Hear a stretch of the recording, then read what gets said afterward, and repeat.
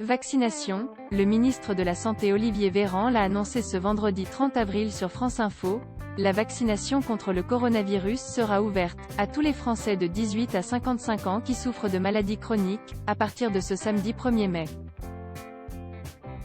En attendant que tous les Français majeurs puissent se faire vacciner à partir du 15 juin, comme l'a confirmé Emmanuel Macron, l'objectif du ministre de la Santé est le suivant.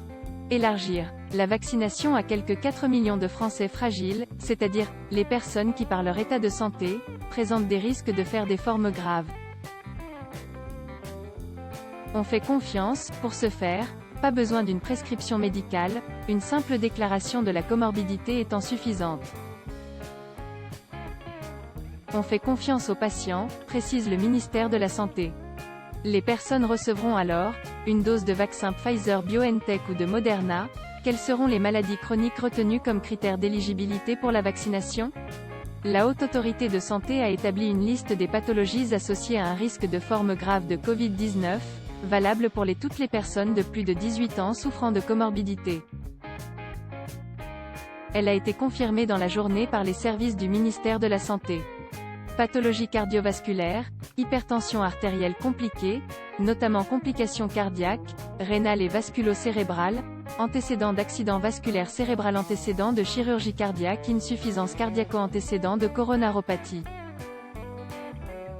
Diabète de type 1 et 2, pathologie respiratoire chronique susceptible de décompenser lors d'une infection virale, notamment bronchopneumopathie obstructive, insuffisance respiratoire, asthme sévère, fibrose pulmonaire, syndrome d'apnée du sommeil.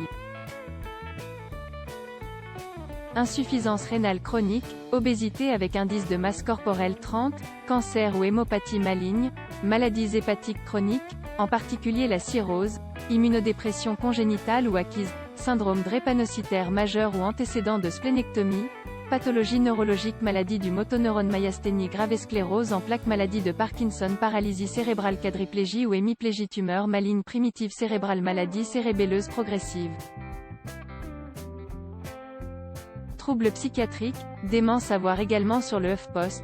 Castex, Véran et Blanquer n'ont pas lésiné pour rassurer sur AstraZeneca. Lire aussi un vaccinodrome de Grenoble débordé après l'ouverture de la vaccination aux plus de 18 ans. Distanciation physique.